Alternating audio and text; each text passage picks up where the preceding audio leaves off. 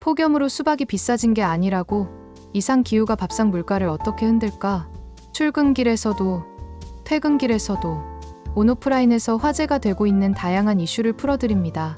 사실 전달을 넘어 경제적 가치와 사회적인 의미도 함께 담아냅니다. 세상의 모든 이슈 풀어주리. 때 이른 폭염과 뒤이어 덮친 기로적 폭우가 농산물 작황을 흔들면서 여름철 밥상 물가가 요동치고 있다. 이상기후에 물가가 반응하며 기후플레이션 클라이밋 인플레이션이라는 신조어까지 등장했다.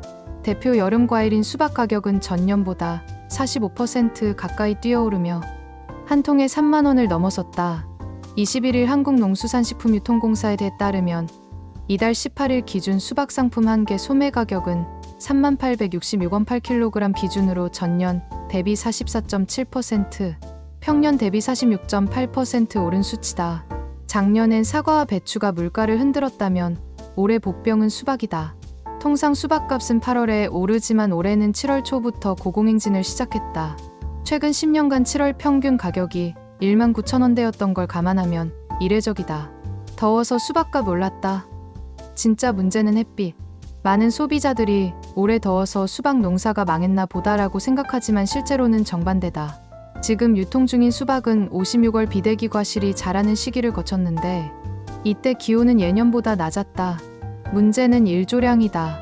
충북 충주의 56월 일조 시간은 389시간으로 최근 10년 평균보다 85시간이나 적었다. 강원 인제도 270시간으로 평년 대비 62.5% 수준에 불과했다. 햇빛이 부족하자 과실이 제대로 자라지 못했고 크고 단단한 상품 수박 출하량이 급감했다. 농식품부 관계자는 출하량 자체는 평년 수준으로 보이지만 실제 유통 가능한 고품질 수박은 크게 줄었다고 설명했다. 수요 몰리자 값은 더 뛰어 기후가 만든 공급 수요 충돌, 공급 차질에 수요 급증까지 겹쳤다. 이른 장마 뒤 폭염이 시작되자 식당과 자영업자들이 수박을 대량 매입했고 일반 소비자 수요까지 동시에 몰리면서 가격이 급등했다.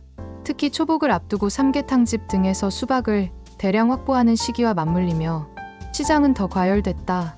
이 같은 이상기후가 일회성 충격에 그치지 않을 수 있다는 우려도 나온다.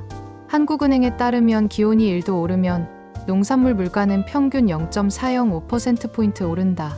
기후가 구조적 인플레이션 요인으로 작용할 수 있다는 뜻이다. 다른 작물도 흔들 이번엔 수박, 다음은? 수박뿐만 아니다. 잎채소류 역시 작황 부진과 가격 급등을 겪고 있다.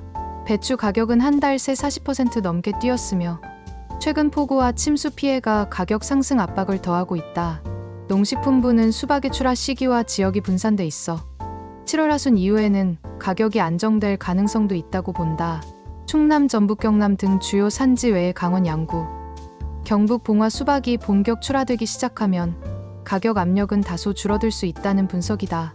하지만 집중호우는 또 다른 변수다. 수박은 수분이 많아 물에 강할 것처럼 보이지만 실제로는 폭우에 특히 취약하다. 노지 수박은 병균이 퍼지며 역병이 돌기 쉽고 침수되면 뿌리가 숨을 쉬지 못해 금세 시든다.